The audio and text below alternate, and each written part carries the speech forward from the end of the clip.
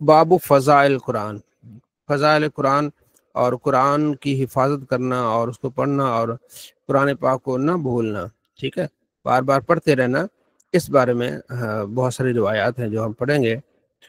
حدثنا ابو بکر ابن ابی شیبہ، امام ابو بکر ابن ابی شیبہ سے وہ کہتے ہیں کہ ہمیں انہوں نے حدیث بیان کی، استاد ہیں امام مسلم کے، اور انہوں نے ابو قریب سے، وہ دونوں کہتے ہیں کہ ہمیں حدیث بیان کی ابو اسامہ نے، ہشام نے، ان کے والد نے، اور پھر حضرت عائشہ رضی اللہ تعالیٰ عنہ کے، کہ آپ صلی اللہ تعالیٰ علیہ وآلہ وسلم نے ایک آدمی سے قرآن سنا، سامع رجل یقرأ من اللیل، رات کو قرآن پاک پڑھ رہا تھا ایک صحابی، تو آپ علیہ السلام نے اسے قرآن سنا، فقال یرحمہ اللہ، فرمایا اللہ اس پر رحم فرمائے، ٹھیک ہے، تو پتہ چلا کوئی قرآن پاک پڑھے اسے دعا دینی چاہیے اللہ اسے رحم فرمائے، بڑی خوشی کی بات ہے، قرآن پاک کی تلاوت کر رہا ہے، اور ظاہر رات کو ہوگا، ساتھ مسجد نبی ساتھ ہی تھی نا آپ علیہ السلام، تو آواز آئی، تو پتہ یہ بھی چلا کہ اونچی آواز سے آپ ذکر کر سکتے ہیں، شرط یہ ہے کہ کسی کو تکلیف نہ ہو، تو وہ ظاہر صحابی نے نماز میں قرآن پاک پڑھا ہوگا، نبی علیہ السلام نے ساتھ ہی سنا، تو آپ نے فرمایا کہ اللہ اس پہ رحم فرمائے، لقد اذکرنی قضا و قضا، اس نے مجھے فلاں فلاں آیتیں یاد دلا دی،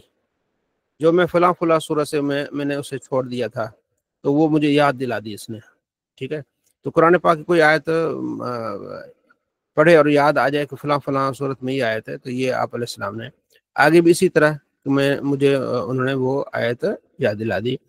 آگے عبداللہ بن عمر کہتے ہیں کہ آپ علیہ السلام فرماتے ہیں قرآن پاک کو پڑھنے والا ایسا ہے جیسے اونٹ کے پاؤں کو باندھنے والا، ٹھیک ہے، اگر وہ اونٹ کے پاؤں کو باندھ کے اس کی حفاظت کرے گا تو پھر تو اونٹ وہاں رہے گا، اگر اس کو چھوڑ دے گا اونٹ چلا جائے گا، ٹھیک ہے جی۔ آپ نے شاید دیکھا ہو اونٹ، چونکہ ہم نے بچپن میں اونٹ چرائے بھی ہیں، ٹھیک ہے جی، تو یہ ہمیں پتہ ہے، شاید آپ لوگوں نے بھی دیکھا ہو، تو اونٹ کا یہ ہوتا ہے کہ جو جنگلی علاقے ہوتے ہیں نا، جہاں یعنی کہ جنگل ہوتا ہے، تو وہ جو صاحب یعنی کہ ابل ہے، صاحب ابل یعنی اونٹ کا مالک جو ہے نا، وہ اونٹ کو چھوڑتا ہے جا کے، ٹھیک ہے، تو ایسا ہوتا ہے کہ اس کے اگلے جو دو پاؤں ہیں نا، اس میں رسی ڈالتا ہے، ایک پاؤں میں رسی ڈال کے اس میں گانٹ دے کے نا دوسرے پاؤں کے ساتھ اس کو رسی دے دیتا ہے، پھر ایسے ایسے تھوڑا تھوڑا چلتا رہتا ہے اونٹ، ٹھیک ہے، اگر وہ رسی اگر اونٹ کی کھل جائے نا اگلی، تو وہ بہت دوڑتا ہے۔ ہم لوگ ایسا کرتے تھے، ہم چھوٹے ہوتے تھے کہ ہم نے 8 بجے 9 بجے اسکول جانے سے پہلے ان اونٹوں کو وہاں جنگل میں چھوڑ جانا ہے، جنگل سے ہماری اپنی کھیت ہوتے تھے، اپنی زمین اور بہت سارا، تو وہاں ہم نے ان کو چھوڑنا ہے اور پھر ان کی جو اگلی ٹانگیں باندھ دینی ہے، ٹھیک ہے جی، تو یعنی بہت ہی بالکل جیسے نا یعنی ایک پاؤں رکھنا ہے دوسرا اٹھانا ہے، رکھنا اٹھانا ہے، ایسا ہی، تو ساتھ میں کسی درخت کے ساتھ اس کو یہ کر دینا تاکہ وہ درخت کو چرتا رہے، تو ہم نے 8 بجے کے بعد واپس آ جانا ہے، 12 بجے جانا ہے، تو ہم نے اس کے پاؤں کے نشانات دیکھنے ہیں، تو 15-20 منٹ میں ہم نے پہنچ جانا ہے جہاں وہ چل رہا ہے، ساتھ میں درخت ہوتے تھے بہت سارے، ٹھیک ہے جی، تو یہ وہاں پر ان کو کھولنا ہے اور نکیل یوں اوپر کرنی ہے، اس کے ناک پر نکیل آنی، اس کو پکڑنا ہے، اور ٹھیک ہے جی اس پر سوار ہو کے آ جانا ہے، تو یہ تو ہمیں بڑا اچھی طرح سے پریکٹیکلی یہ ہم نے کیا ہوا ہے۔ آپ میں سے کسی نے اونٹ چرائے ہیں؟ کوئی مفتی ہے؟ صاحب آپ کو ڈر نہیں لگتا تھا؟ نہیں، ڈر بچپن میں میرے ادھر اونٹ نے یہاں پکڑ لیا تھا ایسے ہی، ٹھیک ہے جی، میں اس کو چارہ دے رہا تھا، تو وہ ذرا اونٹ کی قسمیں ہوتی ہیں، جب سردی زیادہ ہو نا اور اونٹ بڑا ہو، جب وہ بولتا ہے نا اس کی زبان ایسے باہر نکل آتی ہے، بڑ بڑ بڑ بہت کرتا ہے، تو اس سے بچنا پڑتا ہے۔ دوسرے جو اونٹ ہوتے ہیں، اونٹنیاں ہوتی ہیں، چھوٹے اونٹ ہوتے ہیں، ان سے بس اتنا بچنا پڑتا ہے کہ وہ لات نہ مار دیں، وہ آپ کو اندازہ ہو جاتا ہے کہ یہ اونٹ کس قسم کا ہے، ٹھیک ہے جی، تو ہم نے باقاعدہ اونٹ چرائے ہیں اور اس پر سواری کی ہے، اور بچپن میں بہت گرا ہوں، ٹھیک ہے نا، وہ جب اونچائی سے نیچے آتے تھے نا تو پھر وہ بھاگتے تھے، اب ہم چھوٹے ہوتے تھے تو اونٹ کے اوپر بیٹھنا، پھر اس کو جو بال کا چھوٹے ہوتے تھے وہ پھر نیچے گر جاتے تھے، اور گرنے میں اتنا نقصان نہیں ہوتا تھا کیونکہ نیچے ریت ہوتی تھی، ٹھیک ہے جی، تو یہ تو آپ میں عرض کر رہا تھا، آپ میں سے کسی نے اونٹ پر سواری کی یا چرائے اونٹ؟ ایسا ہے آپ میں سے کوئی؟ ہینڈ ریز کرے؟ نہیں کوئی؟ چلیں، تو یہ مجھے اچھی طرح سواری کیے چرائے وغیرہ نہیں ہے۔ چرائے نہیں نا، ہم نے چرائے ہیں اونٹ، اس طرح چھوڑ کے آنا، پھر ان کو چارہ دینا، پھر یعنی کافی سواری بھی کی ہے اس پر، ٹھیک ہے جی، تو اچھا تو اس لیے کہ جب اونٹ میں نے جیسے 4 اس کی ٹانگیں ہیں نا اونٹ کی، 2 جو انگلی ٹانگیں ہیں نا اس کو ایسے باندھ دیتے ہیں، ایسے ہی یعنی بالکل فاصلہ تھوڑا کر کے نا بس ایسے ہی تھوڑا تھوڑا تھوڑا تھوڑا چلتا رہتا ہے۔ اب اگر وہ آپ رسی کھول دینا یا بعض اوقات کھل جاتی ہے، اونٹ چل چل کے نا توڑ دیتا ہے، تو پھر وہ اونٹ پھر آپ پکڑ میں نہیں آتا، پھر آپ کو بہت بھاگنا پڑتا ہے، ڈھونڈنا پڑتا ہے، بہت دور چلے جاتے ہیں، 2-3 گھنٹے کے بعد اونٹ جا کے ملتا ہے، ٹھیک ہے۔ تو وہ سارا ہمارا ہی جنگل ہوتا تھا، ہماری برادری کا آگے پیچھے، تو اتنا مسئلہ نہیں ہوتا تھا، لیکن بھاگنا بہت پڑتا تھا۔ تو چونکہ نبی علیہ السلام نے بھی آپ علیہ السلام اونٹ پر سواری کی ہے، اور اس وقت اونٹوں کی کثرت ہوتی تھی، تو آپ علیہ السلام نے مثال دی ہے کہ اگر اونٹ کی رسی کھل جائے گی نا تو پھر نکل جائے گا۔ تو اسی طرح قرآن پاک پڑھنا جو چھوڑ دے گا نا تو قرآن وہ بھول جائے گا۔ یہ آپ نے بیسیکلی مثال آپ علیہ السلام سمجھا رہے ہیں، ٹھیک ہے۔ تو اگلی حدیث میں ہے کہ جو صاحب قرآن ہے وہ رات کو اٹھے اور رات کو بھی تلاوت کرے، دن کو بھی تلاوت کرے، تو اس کو قرآن یاد رہے گا۔ وَإِذَا لَمْ يَقُمْ بِهِ نَسِيَهُ، اگر وہ نہیں اٹھتا اور یہ نہیں توجہ کرتا، قرآن اسے بھول جائے گا۔ ایسے بہت سارے حافظ قرآن ہیں جو قرآن پاک پڑھ کے حفظ کر کے وہ جاب کرنے لگ جاتے ہیں یا فوج میں چلے جاتے ہیں، قرآن بھول جاتا ہے انہیں۔ یاد رکھیں، ہمیں شوق بہت ہوتا ہے اپنے بچوں کو حافظ قرآن بنانا، لیکن آپ یہ بھی یاد رکھیں کہ ان بچوں کو حافظ قرآن بنائیں جن بچوں کے ذہن میں یا آپ کے ذہن میں ہو کہ اس نے آگے جا کے اسی لائن میں رہنا ہے۔ اکثر ہم نے دیکھا ہے جو بچے حفظ کر کے فوج میں چلے جاتے ہیں، اکثر فوجی بن جاتے ہیں، قرآن بھول جاتے ہیں، انہیں ٹائم ہی نہیں ملتا، ٹھیک ہے۔ اور جو بچیاں ہیں انہیں تو بالکل نہیں کرنا چاہیے۔ مفتی اکمل صاحب کا بھی بیان ہے اس پر، ان کی ویڈیو ہے پوری، کہ بچیوں کو قرآن حفظ نہ کروائیں، ٹھیک ہے، کیونکہ قرآن پاک بھولنے کا گناہ زیادہ ہے، ٹھیک ہے جی۔ تو بچیوں کا پھر وہ آگے پتہ نہیں کیسا گھر ملے، ٹھیک ہے، وہاں پھر بچوں کی مصروفیات ہوتی ہیں۔ اس کے علاوہ مہینے میں ان کی 8-10 چھٹیاں ہوتی ہیں اپنی، ان کی جو ان کی طبیعت ہوتی ہے، تو اب ان کے لیے بہت زیادہ مسئلہ ہوتا ہے۔ تو ادھر ہمارا ادارہ ہے، بچیوں کا ادارہ ہے، تو ہم یہاں حفظ نہیں کرواتے، ہم صرف یہاں ناظرہ پڑھاتے ہیں اور عالمہ کورس کرواتے ہیں۔ ماشاءاللہ کافی ساری ہمارے یہاں بچیاں پڑھ کے گئی ہیں، عالمہ بن کے گئی ہیں، ابھی بھی چل رہا ہے کورس، صبح آتی ہیں، 1-2 کلاسز میری ہوتی ہیں، باقی وہ رکھی ہوئی ہیں، پڑھا رہی ہوتی ہیں۔ تو ہم نے 2013 میں درس کھولا تھا، تو تقریباً 12 سال ہو گئے ہم نے حفظ نہیں شروع کرایا۔ تو ہم نے سب کو یہ بتاتے ہیں کہ بچیاں حفظ بالکل نہ کریں، ناظرہ ان کو پڑھائیں۔ تو ہمارے پاس بچیاں 3 قسم کی آتی ہیں، ایک تو ناظرہ والی، دوسرا عالمہ بننے والی، تیسرا جو عالمہ نہیں بن سکتی یا ان کے پاس ٹائم نہیں ہوتا، تو ان کو ہم صرف ترجمہ تفسیر کراتے ہیں، قرآن پاک کا ترجمہ پڑھا دیا، اور اس کے علاوہ مشکات پڑھا دی، اور بہار شریعت پڑھا دی، اور سیرت رسول پڑھا دی، یہ 4 کتابیں پڑھا دیتے ہیں۔ تو یہ آپ پڑھایا کریں، ٹھیک ہے جی۔ تو بچیوں کو تو بالکل حفظ نہیں کرنا چاہیے کیونکہ بھول جاتی ہیں۔ ہاں اگر چھوٹی بچی ہے، اگر واقعی وہ کر سکتی ہے، 100 میں سے کوئی 2 بچیاں ہوں گی، تو دوسرے سائڈ سے ہمارے پاس بچیاں آتی ہیں، وہ آ کے ہمیں بتاتی ہیں، پھر ہمارے پاس کافی بچیاں پڑھ کے بھی گئیں جو حافظہ تھی، لیکن انہیں قرآن یاد نہیں ہے۔ جب بچوں کا یہ حال ہے کہ جو ہے وہ اگر وہ قرآن پاک نہ پڑھیں تو ان کو بھول جاتا ہے، تو بچیاں تو ان کا مسئلہ ہی اور زیادہ ہو جاتا ہے۔ اس لیے میں اس حق میں نہیں ہوں کہ بچیاں جو قرآن پاک حفظ کریں، بلکہ وہ کیا کریں، وہ ترجمہ تفسیر پڑھیں، عالمہ کورس کریں۔ جب آپ کی بچی ترجمہ تفسیر پڑھے گی، وہ گھر میں آ کے کچھ بتائے گی۔ جو حفظ تو رٹنا ہوتا ہے، عربی میں کہتے ہیں الحافظ کل جاہل، حافظ جاہل کی طرح ہوتا ہے۔ آپ جو درس لے رہے ہیں نا، تو کسی حافظ کے سامنے آپ کی اگر ڈیبیٹ ہو تو آپ زیادہ علم رکھتے ہیں اس سے، کیونکہ آپ سیکھ رہے ہیں، سمجھ رہے ہیں۔ تو بچیوں والا تو کھاتا بالکل ختم۔ جہاں بچوں کی بات ہے، آپ ان بچوں کو حفظ کرائیں جن کو آپ نے یہ کرانا ہے کہ وہ آگے عالم بھی بنے گا اور اسی لائن میں رہے گا کہ وہ امام بھی بنے، خطیب بھی بنے، پھر تو آپ اسے حفظ کرائیں، تو نہیں تو نہ حفظ کرائیں۔ تو حفظ کی جگہ بچہ تھوڑا بڑا ہو، اس کو 3 سال والا عالم کورس کروائیں، اس کو صرف نہ پڑھائیں، مسئلے سکھائیں بس، ٹھیک ہے نا۔ تو قرآن کو سمجھنا بہتر ہے اس کے کہ صرف اس کو رٹنے کے لیے قرآن نہیں آیا، اس لیے اچھا وہ ساری زندگی پریشر میں رہتے ہیں۔ وہ جو بچے ہیں نا جو حفظ، مطلب اگر آپ کے گھر میں آئے نا بچہ حافظ، تو اسے تھوڑا سا ڈر لگے گا کہ کہیں بھائی یہ، چونکہ ارسلان بھائی جو ہے نا، چاچو ارسلان، یہ تو ایک عالم کورس بھی کر رہے ہیں اور مسئلے مسائل بھی جانتے ہیں، تو ارسلان کے پاس وہ بچہ نہیں بیٹھے گا، وہ ڈرے گا کہ کہیں یہ کوئی صورت نہ پوچھ لے، اور کہیں یہ نہ پوچھ لے کہ وہ سورہ ملک سناؤ یا سورہ واقعہ سناؤ۔ تو بچہ ڈرتا رہے گا. ٹھیک ہے, اس لیے کیونکہ جو ہے وہ بچے سستی بہت کر جاتے ہیں, اور حفظ جو ہے نا وہ بہت مشکل ہوتا ہے, بہت ڈنڈے کھاٹنے پڑتے ہیں پھر جا کے حفظ ہوتا ہے. یہ جو بچے پیار محبت سے پڑھتے ہیں نا, ان کا حفظ مکمل نہیں ہوتا, صحیح یاد نہیں ہوتا ان کو, کیونکہ یہ بہت سختی کرنی پڑتی ہے. تو بہرحال میں اس حق میں ہوں کہ اگر آپ نے بچے کو حفظ کرانا ہے تو آپ نے کیا کرنا ہے, اس کو آپ کے ذہن میں یہ ہونا چاہیے کہ یہ حفظ کے بعد عالم بھی بنے, مفتی بنے, اور امام بنے, اور خطیب بنے, پھر تو آپ کرا لیں. ادروائز آپ اسے جو ہے وہ 3 سال کا عالم کورس کروائیں, یا 6 سال کا, یا 8 سال کا, ترجمہ کرائیں, تفسیر کرائیں, وہ بچہ آپ کو فائدہ بھی دے گا, حافظ والے کو پتہ نہیں ہوگا. ٹھیک ہے جی, تو یہ میرا تو یہ مشورہ ہے. جی نوشین بہن. حضرت یہ آپ نے فرمایا کہ جب آپ بچے کے لیے یہ ڈیسائیڈ کر رہے ہیں کہ وہ آگے چل کے عالم, خطیب, امام بنے, تو آپ اس کو حفظ کروائیں. ہاں جی, میرا تو یہ تو ماننا حضرت پھر یہ جو جیسے بچے کو, اگر میرا یہ شوق ہے, اب بچہ بالکل چھوٹا ہے, ہے. اس کو تو یہ پتہ نہیں ہے نا مجھے کرنا چاہیے نہیں, لیکن میں چاہ رہی ہوں کہ میرا بچہ حفظ کرے, عالم بھی بنے, اور اس طرح سے وہ آگے جائے.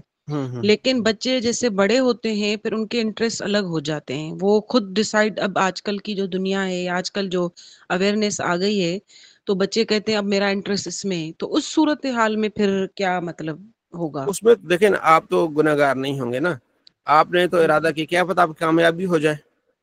ٹھیک ہاں ہے جی, یہ بھی ہے. تو آپ جب آپ اس کو کرائیں گے, کم سے کم یہ ہوگا کہ حفظ اس کا اچھا ہو جائے گا, حفظ اس کا اچھا ہوگا, اس کو منزل یاد ہوگی سب کی. اس کو 3 قسم کی چیزیں ہوتی ہیں جو حفظ کرتا ہے نا بچہ, وہ پہلے وہ سبق یاد کرتا ہے, اچھا پھر اس کے بعد سب کی ہوتی ہے, پھر اس کے بعد منزل ہوتی ہے.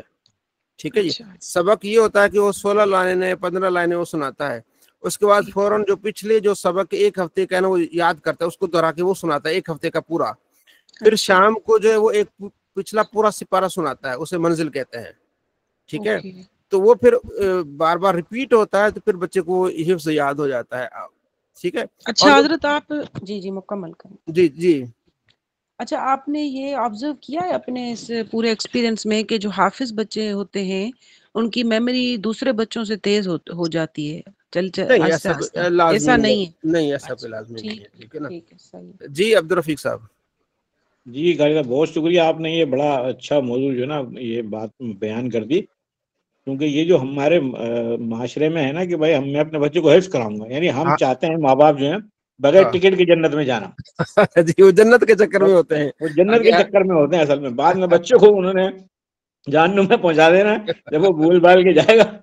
تو بچوں کو پروفیشنل کو اپنے مسائل پتہ ہونے چاہیے, قرآن و جی سنت کا پتہ ہونا چاہیے, حرام حلال پتہ ہونا چاہیے, دین کو اتنا ہی سیکھنا, باقی اپنے پروفیشن میں بہت اسٹرانگ ہونا ضروری ہے. ہاں جی ہاں. کیونکہ اسی سے کامیابی ہے ہماری نا, ہم نے دین کو اگر پروفیشن نہیں بنے گا تو بھی اچھا ہے, اور اگر کوئی بنا کے مکمل طور پہ کرتا ہے تو وہ بھی بہت اچھا ہے. لیکن ایز اے قوم ظاہر ہے ہمیں یہ فیصلہ کرنا ہے کہ ہم نے اپنے بچوں کو اگر حرام و حلال کا پتہ ہے, پھر وہ چاہے انجینئر بن جائے چاہے ڈاکٹر بن جائے, وہ بہت پروڈکٹیو ہوگا. جی جب وہ جی حافظ بن جائے گا نا تو وہ بالکل سوسائٹی میں کہیں فٹ نہیں ہوگا. مفتی یعنی صاحب وہ اگر زیادہ سے ہم زیادہ اپنے بچوں کو اگر حافظ بنائیں یا عالم بنائیں تو ہمارا پھر ماں باپ کا یہ فرض ہے نا, ماحول بھی ان کو پھر ایسا ہی پرووائڈ کرے ہاں نا. ہاں, ماحول دے ان کو, شام کو آ کے وہی پڑھے, یاد کرے, تاکہ دہرائے. جو یہاں ایک اور بھی چیز ہے کہ جو بچے 2 طرح کے بچے ہوتے ہیں. ایک بچے وہ ہوتے ہیں جو درس میں رہتے ہیں, ایک بچے وہ ہوتے ہیں جو واپس آ جاتے ہیں. جو درس میں رہتے ہیں وہ بچے مغرب کے بعد بھی پڑھتے ہیں, عشاء کے بعد بھی پڑھتے ہیں, اور صبح فجر کے بعد بھی پڑھتے ہیں. جو بچہ گھر میں آ جاتا ہے وہ کچھ نہیں پڑھتا, نہ مغرب کے بعد نہ عشاء کے. اب یہ ماں باپ کی پھر ذمہ داری ہو جاتی ہے کہ ان کو کہے کہ بھئی آپ پڑھیں, مغرب کے بعد بھی آپ پڑھیں, عشاء کے بعد بھی آپ پڑھیں. ہم جب حفظ کرتے تھے تو ہم عشاء کے بعد بھی پڑھتے تھے, مغرب کے بعد بھی پڑھتے تھے. ہم صبح فجر سے پہلے اٹھ جاتے تھے اور فجر سے پہلے سبق یاد کرتے تھے, تو پھر جا کے وہ حفظ جا کے ہوتا ہے. ایسے حفظ کرنا, صرف حفظ کرنا آسان ہے, اس کو سنبھالنا مشکل ہے. ٹھیک ہے نا, تو بہت ٹائم لگتا ہے. تو یہ کوئی آسان کام نہیں ہے. بچے کو آپ پریشر میں ڈال دیتے ہیں کہ بس جو ہے نا یہ اس نے, وہ جو بھائی نے, عبدالرفیق صاحب نے بات کی نا, کہ ہم اکثر ماں باپ یہی کہتے ہیں کہ چلو میرے نے تو کچھ نہیں کر لیا, چلو میرا ایک بچہ حافظ قرآن بن جائے تو میرے لیے جنت سیدھی ہو جائے. تو اور ایسا حضرت سب سے انٹرسٹنگ بات یہ ہوتی ہے کہ گھر کا جو اکثریت ہوتی ہے وہ ماحول ایسا نہیں ہوتا نا, نہیں ہوتا, ایسا نہیں ہوتا. جی دینی ماحول اتنا تو فل نہیں, پھر بچہ واقعی پھنس جاتا ہے. ہاں جیسے آپ ہاں نے کہا نا وہ ہر وقت جی ڈرتا رہتا ہے. جی جی. جی اسد علی بھائی کچھ چاہ رہے ہیں.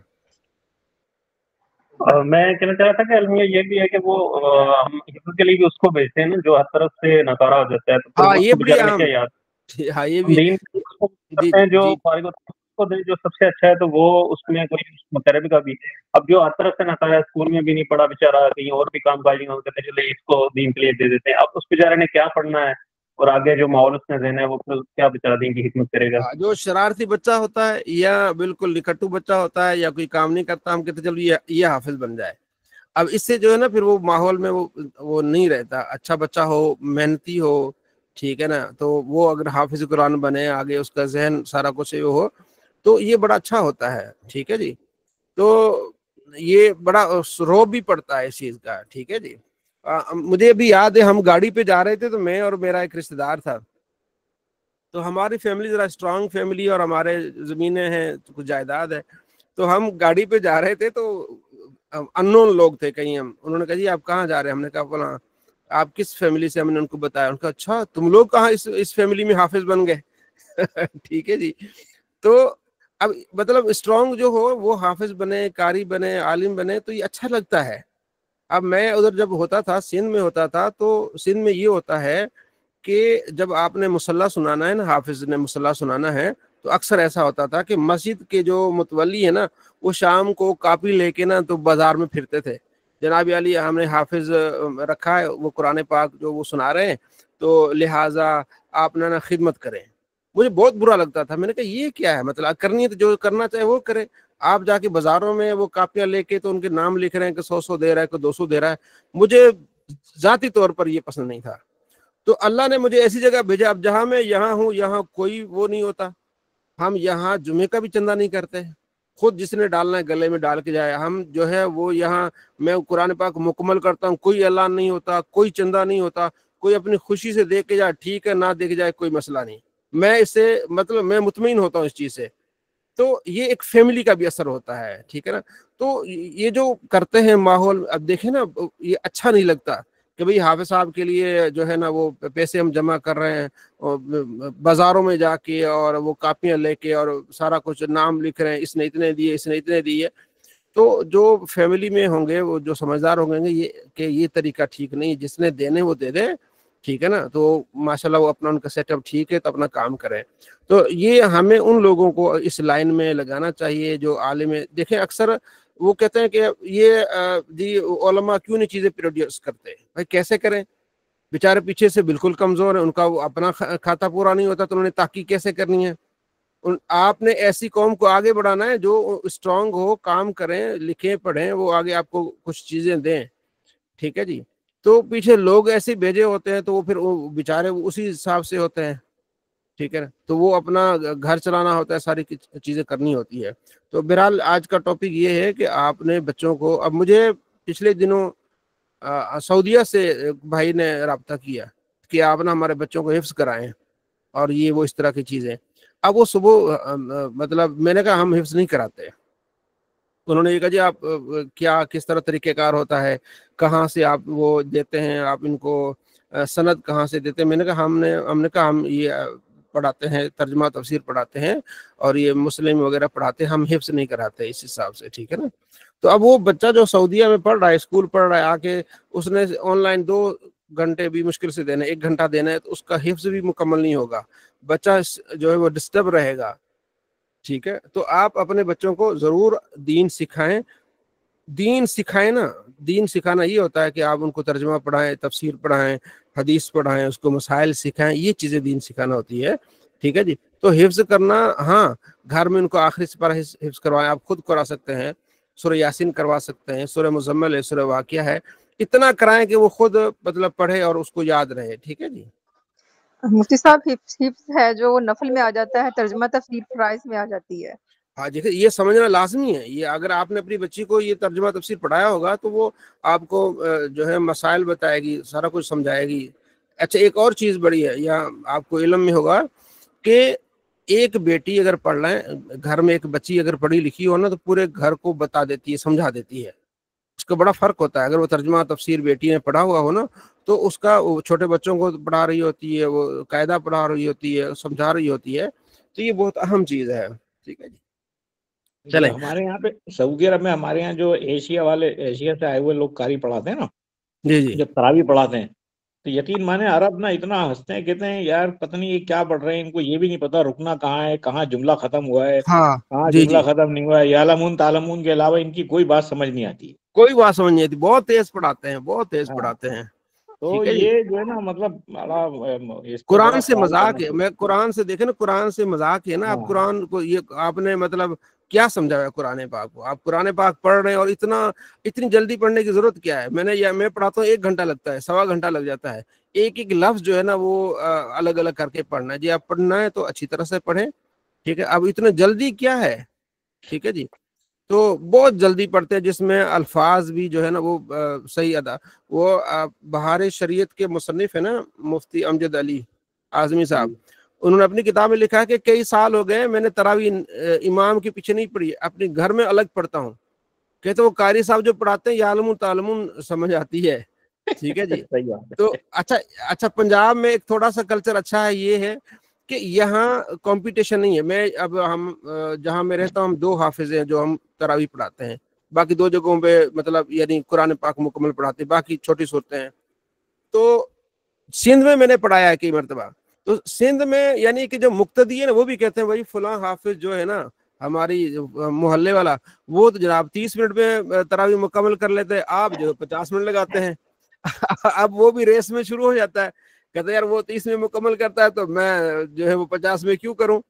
تو اس طرح پھر لوگ ادھر جاتے ہیں. تو ایسا بھی نہیں کرنا چاہیے، ان کو بھی سمجھانا ہے. میں نے اپنے مقتدیوں کو یہاں سمجھایا ہوا ہے کہ بھائی اگر آپ نے مسئلہ پوچھنا ہے نا، آپ کے ذہن میں یہ ہونا چاہیے کہ انہوں نے فوراً بھی نہیں بتانا، بتا بھی دوں گا اور یہ بھی ہو سکتا ہے میں کہوں کہ کل بتاؤں گا آپ کو. تو اب ان کی طبیعت یہ بن گئی ہے، جو میرے پیچھے نماز پڑھتے ہیں ان کی یہ طبیعت ہے، کوئی مسئلہ پوچھیں گے نا تو یہ بھی کہیں گے کہ ٹھیک ہے آپ دیکھ لیں، کل ہمیں بتائیے گا. ٹھیک ہے، کیونکہ کئی چیزیں ہوتی ہیں دوبارہ آپ کو دیکھنی پڑتی ہیں. آپ کو پھر فوراً آپ لازمی نہیں کہ آپ فوراً جو ہے ان کو بتائیں، ان کو سمجھائیں کہ ہاں جی اگر مجھے آتا ہوگا، کوئی یاد ہوگا تو میں بتا دوں گا، اگر نہیں تو اس میں بھی کوئی عیب نہیں ہے کہ میں آپ کو دیکھ کے اور پھر اس کو ڈیٹیل سے تحقیق کر کے پھر میں آپ کو بتاؤں گا. تو جی. وہاں بتانے کا مقصد جی جی ذاکر نائک نہ بن جائیں کہ ہر سوال کا جواب ہے. ہر سوال کا جواب. اور پھر وہ انا بن جاتی ہے نا کہ اگر میں نے جواب نہیں جی دیا، جی. پتا بھی نہیں ہے، جواب نہیں دیا تو میں الٹا سیدھا دے دوں گا. ہاں ٹھیک ہے جی. نہیں یہ تو صحیح بات ہے، عالم کو بالکل منع کر دینا، نہیں پتا ہاں منع کرتے بھائی میں دیکھ کے بتاؤں گا. میں جی.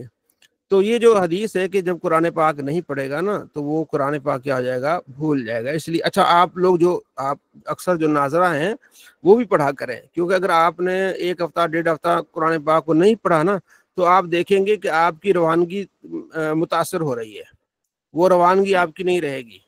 اس لیے قرآن پاک کو پڑھتے رہنا چاہیے. قرآن پاک سے ایک شغف ہونا چاہیے.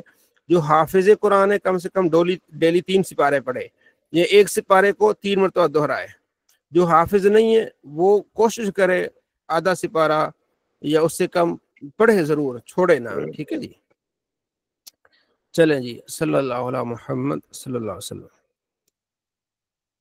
ہاں، آپ علیہ السلام فرماتے ہیں کہ بہت بری بات ہے کسی کے لیے کوئی آدمی کہے کہ میں فلاں آیت بھول گیا جی. یہ نہیں کہے، بلکہ کہے ہوا نسی، مجھے بھلا دی گئی، قرآن نے مجھے دور کر دیا کہ میں وہ سورت یا آیت بھول گیا. یہ نہ کہے کہ میں سورت بھول گیا، بلکہ یہ کہیں گے سورت مجھے بھلا دی گئی. ٹھیک ہے. استذکر القرآن، قرآن کو یاد کرو. آپ نے فرماتے یاد کرو قرآن کو، دہراؤ.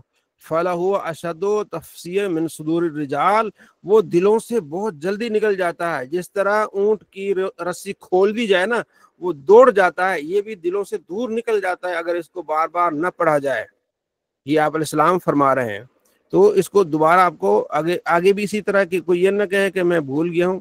ٹھیک ہے. تو یہ سارا باب اسی بات پر ہے کہ تعاہدوا ھذا القرآن، اس قرآن کو بار بار دہراؤ، اس کی محافظت کرو. اس ذات کی قسم جس کی قبضہ قدرت میں محمد کی جان ہے، اگر اونٹ کو چھوڑ دیا جائے تو وہ دور چلا جاتا ہے. یعنی یہی مثال وہ پچھلی والی کہ وہ اسی طرح قرآن پاک کو اگر نہ پڑھیں گے تو وہ کیا ہو جائے گا، قرآن پاک بھول جائیں گے. اس لیے قرآن پاک کو بار بار پڑھنا چاہیے، روٹین میں لانا چاہیے. ٹھیک ہے جی. تو یہ باب ہو گیا. اگلا باب ہے کہ خوبصورت آواز میں، یعلمون تعلمون نہیں ہے، خوبصورت، یعنی خوبصورت سے مراد یہ کہ تلفظ کا خیال کرتے ہوئے احسن طریقے سے اچھے طریقے سے ٹھیک ہے نا قرآن پاک کو پڑھنا چاہیے۔ وہ آپ نے دیکھا ہے نا کہ وہ باہر کے اچھا میں نے سنا ہے سب سے زیادہ قرآن پاک پڑھنے والے جو نا ترکی لوگ ہیں، ترکی میں بہت زیادہ قرآن پاک پڑھا جاتا ہے، اور عام لوگ بھی اچھا قرآن پاک پڑھتے ہیں۔ طیب اردگان اس کی ویڈیوز یا آپ نے دیکھی ہوں گی، بڑا اچھا قرآن پاک پڑھتے ہیں، ٹھیک ہے جی۔ تو ہمارے ہاں تو سورہ اخلاص بھول جاتی ہے حکمرانوں کو، تو یہ کہ اچھا یعنی کہ جو آپ کو آواز اللہ نے دی اسی آواز میں ذرا تلفظ کا خیال کرتے ہوئے، جلدی نہیں ہے، جو ہمارے استاد صاحب فرماتے تھے نا کہ یہ کیا بھی سبحان اللہ سبحان اللہ سبحان اللہ سبحان اللہ سبحان اللہ سبحان اللہ سبحان اللہ، نماز کے بعد سبحان اللہ پڑھنا ہوتا ہے نا، تو اللہ اکبر اللہ اکبر اللہ اکبر لا الہ، تو یعنی اس طرح ہم پڑھتے ہیں، کہتے ہیں پیچھے ایسے جیسے ہمارے کسی کا نا جو ہے وہ چینی کا جہاز ڈوب رہا ہے، اتنی جلدی جانا ہوتا ہے انہوں نے۔ تو آپ نے جو تسبیحات فاطمہ پڑھنی وہ بھی آرام سے، سبحان اللہ سبحان اللہ سبحان اللہ الحمدللہ الحمدللہ اللہ اکبر اللہ اکبر اللہ اکبر، ٹھیک ہے جی۔ تو یہ بہت زیادہ اس پر زور دینے والی بات ہے، ٹھیک ہے نا۔ پاکستان میں اور بنگلہ دیش میں بہت زیادہ جو جلدی پڑھتے ہیں قرآن پاک، جو خاص طور پر حفاظ کرام ہیں نا، تو یہ کیا ہے باب ہے کہ آپ نے خوبصورت آواز یعنی کہ اچھے تلفظ میں پڑھنا ہے، ٹھیک ہے۔ سب سے زیادہ ما آدن اللہ لشین، اللہ اگر اجر دیتا ہے نا سب سے زیادہ، تو وہ اجر نبی کے لیے ہے، جو نبی بہترین تلفظ کے اور بنا سوار کے قرآن پاک کی تلاوت کرتا ہے۔ اللہ فرماتا ہے نبی کو اللہ سب سے زیادہ اجر عطا فرماتا ہے کہ وہ نبی کیا ہے قرآن پاک کو اچھی طرح سے جو ہے وہ اس کی تلاوت فرماتا ہے، ٹھیک ہے جی۔ ساری روایات میں اسی طرح ہے، ٹھیک ہے۔ ایک صحابی تھے ابو موسیٰ اشعری، وہ بہت اچھے تلفظ سے پڑھتے تھے، تو آپ علیہ السلام کہتے تھے کہ اگر تجھے پتا ہوتا نا کہ رات کو میں نے جو تیری قرات کو سنا تھا، ٹھیک ہے نا، تو تمہیں خوشی ہوتی، اور تمہیں داؤد علیہ السلام کی آواز دی گئی ہے۔ داؤد علیہ السلام جب پڑھتے تھے نا زبور، تو پرندے رک جاتے تھے، داؤد علیہ السلام زبور پڑھتے تھے پرندے رک جاتے تھے، بہت پیارے طریقے سے داؤد علیہ السلام زبور کی تلاوت کرتے تھے، ٹھیک ہے جی۔ آگے باب ہے کہ آپ علیہ السلام نے فتح مکہ کے دن آپ نے سورہ فتح کی جو ہے وہ تلاوت فرمائی، ٹھیک ہے جی۔ تو حضرت عبداللہ بن مغفل کہتے ہیں کہ میں آپ علیہ السلام کے ساتھ، آپ علیہ السلام نے عام فتح والے سال آپ نے یعنی فتح مکہ سفر میں آپ علیہ السلام نے سورہ فتح کی تلاوت فرمائی، اور میں آپ علیہ السلام کے پیچھے تھا، بہت ہی پیارے انداز میں آپ علیہ السلام نے تلاوت فرمائی۔ اگر مجھے خوف نہ ہوتا نا کہ یہاں بھیڑ ہو جائے گی تو میں آپ کو تلاوت کر کے دکھاتا، یعنی کہ اگر میں تلاوت میں نے کی تو یہاں بھیڑ ہو جائے گی، یہاں بہت زیادہ لوگ جمع ہو جائیں گے، تو اتنی بھیڑ ہونے کی وجہ سے کہ بھیڑ نہ ہو تو نہیں میں تلاوت کرا، تو نبی علیہ السلام نے بہت ہی پیارے انداز میں جو ہے وہ سورہ فتح کی تلاوت کی۔ آگے کہ جب قرآن پاک پڑھا جاتا ہے سکون نازل ہوتا ہے، سکینہ ایک مخلوق نازل ہوتی ہے، یعنی بڑا اطمینان کے ساتھ۔ تو آپ علیہ السلام کے ایک صحابی ہیں، انہوں نے تلاوت کرنی شروع کر دی۔ ساری جو پچھلی جو حدیثیں ہیں نا وہ تھوڑی تھوڑی آ رہی ہیں، مفصل حدیث یہ ہے۔ اسید بن حدیر ایک صحابی ہیں، ٹھیک ہے جی، تو وہ کہتے ہیں کہ رات کو نا وہ اپنے کھیتوں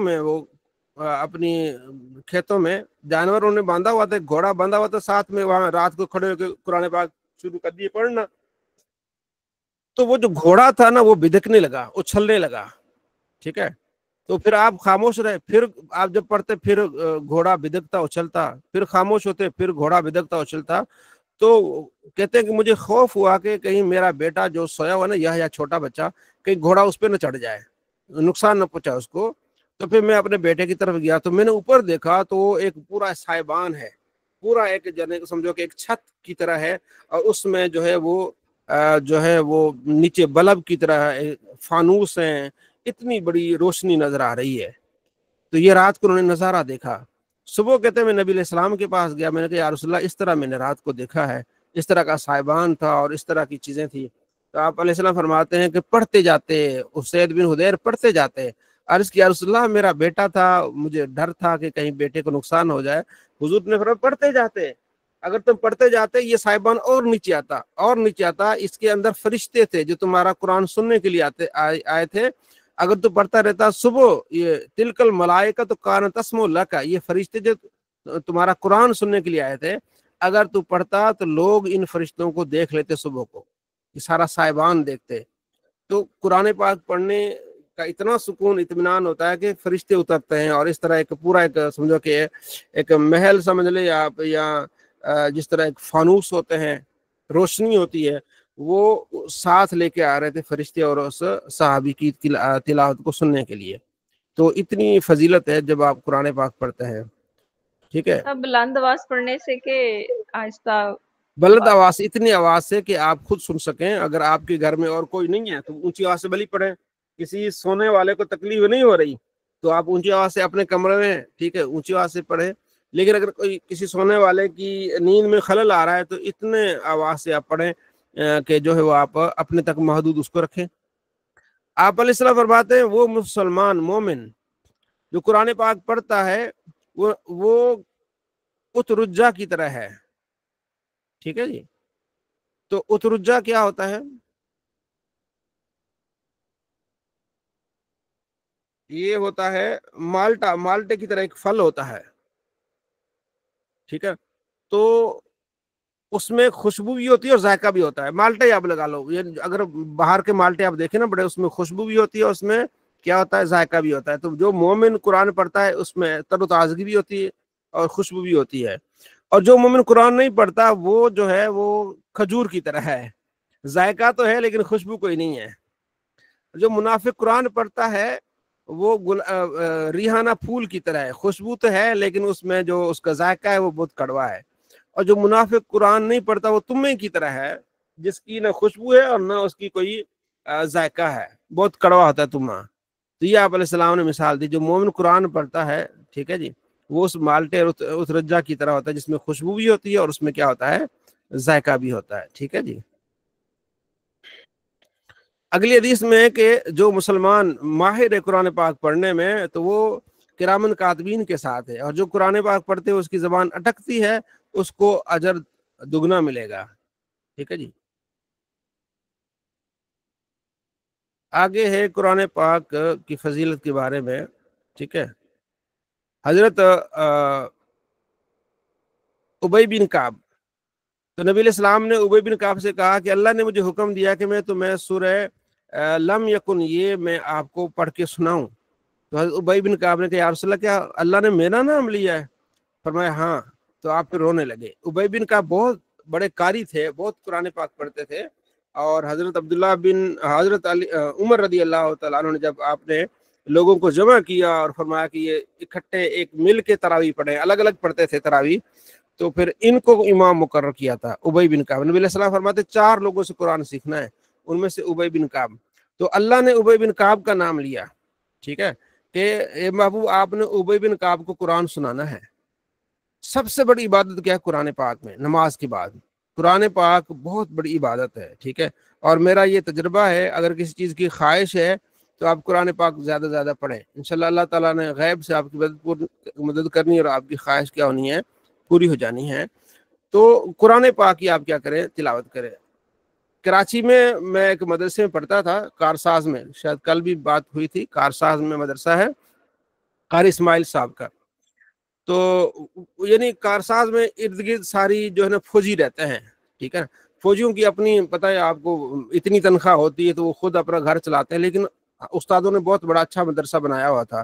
وہ میں نے دیکھا وہ کیا تھا، میں نے اپنے استادوں کو دیکھا زندگی میں اس طرح اور کسی کو نہیں دیکھا، بہت زیادہ قرآن پاک پڑھتے تھے، صبح اٹھ کے پڑھتے قرآن پاک، پھر ہمیں پڑھاتے تجوید۔ وہ مدرسہ تجوید کا تھا، میں نے وہاں 2 سال تجوید کا جو کورس ہوتا ہے نا، اور اس مدرسے کا نام بھی تھا تجوید القرآن کارسا، ٹھیک ہے۔ تو تجوید میں نے حفظ میں نے کیا ہوا تھا، تو وہ میں نے ادھر تجوید پڑھی۔ تو بہت زیادہ وہ استاد صاحب قرآن پاک پڑھتے تھے، ہمیں پڑھاتے تھے، پھر شام کو بچیوں کو پڑھاتے تھے، وہاں بھی قرآن پاک پڑھنا، پھر عصر کے بعد بھی قرآن پاک پڑھنا، پھر مغرب کے بعد بھی قرآن پاک پڑھنا۔ مسجد ہوتی تھی، پڑھتے تھے چلتے جاتے تھے، پڑھتے تھے چلتے جاتے تھے، پڑھتے تھے چلتے جاتے تھے، دن رات قرآن پاک۔ اللہ نے بڑا ان پر کرم کیا، جیسے کہتے ہیں نا جنگل میں منگل، ٹھیک ہے نا، تو اللہ نے بڑا ان کو عطا فرمایا۔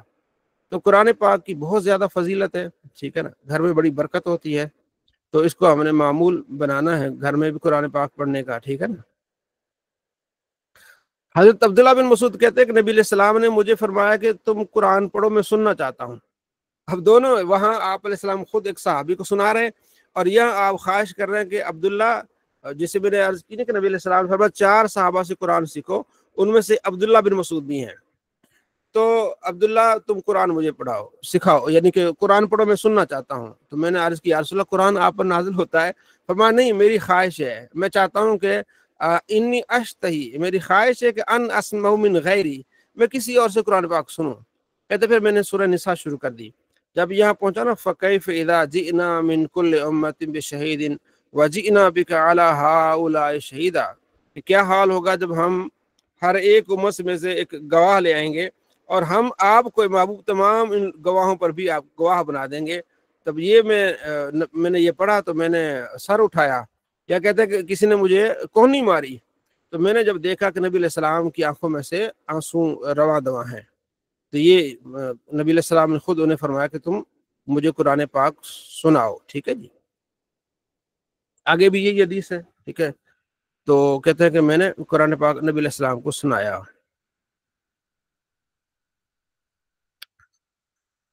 حضرت عبداللہ بن مسعود کہتے ہیں کہ ہمس میں گیا تو وہاں مجھے لوگوں نے کہا کہ بھی آپ ہمیں قرآن پاک پڑھ کے بتائیں، تو میں نے سورہ یوسف پڑھی، تو ایک آدمی نے کہا کہ جو آپ نے پڑھا یہ تو ہے ہی نہیں قرآن میں۔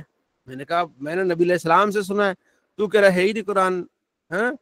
تو ذرا قریب آیا نا، تو پھر میں نے اس کے منہ سے بو محسوس کی، شراب کی بو۔ میں نے کہا تو شرابی ہے، تو قرآن کا انکار کر رہا ہے۔ تو میں نے کہا اس کو پہلے ہم نے جو ہے نا وہ کیا کرنا ہے، کوڑے لگانے ہیں۔ تو پھر ہم نے اس کو سزا دی شراب کی وجہ سے۔ یہ ایک واقعہ انہوں نے اپنا نقل کیا، ٹھیک ہے جی۔ آگے کیا ہے؟ ہاں آگے جو باب ہے، نبی علیہ السلام فرماتے ہیں کہ کیا تم میں سے کوئی یہ پسند کرتا ہے کہ اپنے گھر کی طرف جب واپس آئے تو 3 اونٹنیاں ساتھ میں لائے، ٹھیک ہے، اور حاملہ اونٹنیاں ہوں، موٹی تازی ہوں، یعنی فری میں 3 اونٹنیاں لے کے آئے۔ تو میں سے کوئی یہ پسند کرتا ہے جب گھر آئے تو 3، کیونکہ وہاں اونٹنیاں ضرورت زیادہ تھی، ان کا ریٹ بھی زیادہ ہوتا تھا، جنگوں میں جانا، سفر میں جانا، تو اونٹنیاں، تو تم میں سے کوئی چاہتا ہے کہ جب اپنے گھر کی طرف آئے تو 3 اونٹنیاں حمل والی، حاملہ اونٹنیاں موٹی تازی لے آئے۔ ہم نے کہا کیوں نہیں یا رسول اللہ؟ فرمایا پھر فصلاث آیات، جو آدمی 3 آیتیں نماز میں پڑھتا ہے تو یہ 3 اونٹنیوں سے بہتر ہیں، یعنی کہ 3 اونٹنیاں لے اور وہ اللہ کی راہ میں خرچ کرے، جتنا اس کو ثواب ملتا ہے، تو 3 آیتیں نماز میں تلاوت کرنے سے اتنا اس کو ثواب ملتا ہے، ٹھیک ہے جی۔ اگلی جو روایت وہ اکثر میں سناتا ہوں اپنے ادھر خطاب میں دوستوں سے، وہ آپ بھی سنیں اور آپ یاد رکھیں اس کو۔ آپ علیہ السلام کے صحابی عقبہ بن عامر کہتے ہیں کہ آپ علیہ السلام تشریف لائے، ہم صفہ میں تھے، کوئی چبوترا تھا صفہ میں، تو آپ علیہ السلام ایکم یحب ان یغدو، تم میں سے کون پسند کرتا ہے کہ وہ صبح کو جائے الی بطحان، جائے، ایک وادی ہے جہاں اونٹنیاں ہوتی تھی، بطحان جائے، عقیق جائے، یہ بازار تھا، بطحان یا عقیق جائے، اور وہاں سے 2 اونٹنیاں کوہان والیاں لے آئے، بغیر چوری اور بغیر قطع رحم کے کسی لحاظ، یعنی فری میں لے آئے، 2 اونٹنیاں وہاں سے لے آئے۔ ہم نے کہا یا رسول اللہ ہم میں سے ہر بندہ یہ چاہتا ہے کہ ہم جائیں اور جناب والی فری میں اونٹنیاں لے آئیں۔ فرمایا افلا یغدو احدکم الی المسجد، تو پھر تم کیوں مسجد میں نہیں آتے صبح کو؟ جو آدمی آ کے 2 آیتیں پڑھے گا تو 2 اونٹنیوں سے بہتر ہیں، 3 آیتیں 3 اونٹنیوں سے، 4 آیتیں 4 اونٹنیوں سے، ٹھیک ہے۔ اور اگلی روایت میں ہے کہ وہ جو 2 آیتیں سیکھے یا سکھائے یا پڑھے، تو جو آدمی نماز میں یا ویسے فجر پڑھ کے 3 آیتیں پڑھے گا، گویا کہ 3 اونٹنی اللہ کی راہ میں اس نے قربان کی، 4 اونٹنیاں، 4 آیتیں 4 اونٹنیاں، 5 آیتیں 5 اونٹنیاں۔ تو یہ ہم معمول بنا لیں کہ ہم فجر پڑھ کے تھوڑا بہت ٹائم نکالیں گے اور قرآن پاک کھولیں گے اور قرآن پاک کو ہم کیا کریں گے، پڑھیں گے۔ قرآن پاک کو دیکھنا، پڑھنا، چھونا، یہ سارا کس میں شامل ہے، عبادت میں شامل ہے، ٹھیک ہے جی۔ تو مفتی یہ صاحب قرآن پاک مسجد میں بیٹھ کے پڑھیں؟ بس مسجد میں بیٹھ کے پڑھیں، آپ گھر میں، فیمیل گھر میں بیٹھ کے پڑھیں، مطلب نماز فجر کی بات پڑھیں تو انہیں اتنا ثواب اور اجر ملے گا، ٹھیک ہے۔ یا فیعلم ہے اور ایک ہے فعلم، فیعلم جو سکھائے یا سیکھے یا پڑھے، ٹھیک ہے جی، تلاوت کر لے، یا بعض اوقات ہوتا ہے نا کہیں درس ہو رہا ہوتا ہے تو وہاں بیٹھ کے درس حاصل کر لے، ترجمہ پڑھ لے، اس کو اتنا ثواب ملے گا، ٹھیک ہے جی۔ آگے سورہ بقرہ کی فضیلت آپ علیہ السلام فرماتے ہیں کہ قرآن پاک پڑھا کرو، یہ اپنے پڑھنے والے کی سفارش کرے گا، شفیع بنائے گا قرآن، اور 2 روشن صورتوں کو کی تلاوت کرو، سورہ بقرہ اور سورہ آل عمران، یہ قیامت کے دن آئیں گی اور بادلوں کی طرح ہوں گی اور پورے گول کی طرح آئیں گی، اور اپنے پڑھنے والے کے بارے میں اللہ سے حجت کریں گی اور اس کی سفارش کریں گی، ٹھیک ہے۔ اس لیے سورہ بقرہ کو پڑھا کرو، اس لیے کہ اس کا پڑھنا، اس کا لینا برکت ہے اور اس کو چھوڑنا حسرت ہے، ٹھیک ہے۔ تو گھر میں پڑھو، اور آگے روایت میں جس گھر میں سورہ بقرہ پڑھتی ہے اس میں شیطان داخل نہیں ہوتا، برکت ہی برکت ہوتی ہے، ٹھیک ہے جی۔ اگلی جو باب ہے وہ یہ کہ سورہ بقرہ کی آخری جو 2 آیتیں ہیں اس کی بہت زیادہ فضیلت ہے۔ حضرت عبداللہ بن عباس کہتے ہیں کہ نبی علیہ السلام کی بارگاہ میں جبرائیل بیٹھے ہوئے تھے تو ایک دھماکے دار آواز آئی، آپ علیہ السلام نے اوپر دیکھا تو جبرائیل نے کہا یا رسول اللہ، یہ آسمان میں سے ایک دروازہ کھلا ہے جو آج سے پہلے کبھی نہیں کھلا، اور یہاں سے ایک فرشتے کا نزول ہوا ہے، اور فرشتہ آ بھی گیا اتنی جلدی میں، ظاہر فرشتے آنا تھا، تو فرشتہ زمین پر آیا اور پہلی مرتبہ آیا، اس نے آ کے نبی علیہ السلام کو سلام کیا اور کہا ابشر بنورین، یا رسول اللہ آپ کو 2 نوروں کی خوشخبری ہو، ٹھیک ہے، جو آپ کو دیے جا رہے ہیں، آپ سے پہلے کسی نبی کو نہیں دیے گئے، ایک سورہ فاتحہ یہ ایک نور، دوسرا سورہ بقرہ کی آخری آیات، جب کوئی بندہ پڑھتا ہے نا تو جو اس میں ہے اسے عطا ہوتا ہے، کیا وہ آخری آیتوں میں لا یکلف اللہ نفس الا وسعها لها ما کسبت وعلیہا ما اکتسبت ربنا لا تؤاخذنا ان نسینا او اخطأنا ربنا ولا تحمل علینا، یا اللہ تو ہم پر بوجھ نہ اتارنا، بوجھ نہ ڈالنا، ٹھیک ہے، ہماری مغفرت فرما، ہماری بخشش فرمانا، ٹھیک ہے، یہ ساری دعائیں اس میں شامل، جو یہ پڑھتا ہے تو اسے وہ چیزیں عطا ہوتی ہیں، ٹھیک ہے جی۔ تو اس کو پڑھا کریں سونے سے پہلے، بڑی بات ہے۔ اور یہاں لفظ آیا بے نورین، تو ہم کہتے ہیں نورین، نام رکھتے ہیں نا کسی فیمیل کا نورین، اصل میں نام ہے نورین، یہاں سے لیا ہوتا ہے، تو پنجابی میں یا اردو میں ہم کہتے ہیں اس کو نورین، نام کسی کا رکھتے ہیں نا اکثر فیمیل کا، تو یہ اس کی فضیلت ہے سورہ فاتحہ کی اور سورہ بقرہ کی آخری 2 آیات کی، ٹھیک ہے جی۔ اور اگلی حدیث میں جو یہ پڑھتا ہے نا آخری 2 آیت، یہ اس کے لیے اس رات کے لیے کافی ہو جاتی ہے، اس کے لیے برکت ہی برکت ہوتی ہے، اس کے لیے رحمت ہی رحمت ہوتی ہے، ٹھیک ہے جی، اس کے لیے کافی ہو جاتی ہے۔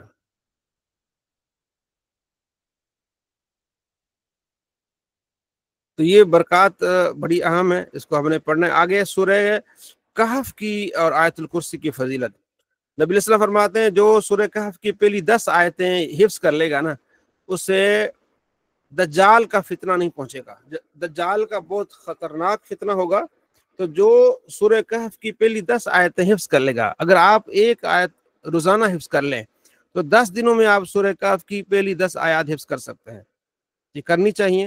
اور اس پر ایک میرا اور بھی عمل ہے اس پر، کہ جس میں نے بچپن میں ایک خطیب صاحب سے سنا تھا، ابھی تک مجھے یاد ہے، انہوں نے بتایا تھا کہ کسی مسلمان پر قرض ہو تو ہر جمعے کو سورہ کہف کی تلاوت کرے، انشاءاللہ اللہ ایسے اسباب بنائے گا اس کا قرض اتر جائے گا۔ تو میں نے اس پر عمل کیا، کئی مرتبہ عمل کیا، تو میرا قرض اتر گیا، بہت ساری آسانیاں ہو گئیں۔ تو سورہ کہف کی تلاوت کریں آپ، خاص طور پر جمعے کے دن، اور یہ 10 جو آیتیں ہیں اس کو حفظ کریں، ٹھیک ہے جی، یہ سورہ کہف کی فضیلت میں شامل ہے۔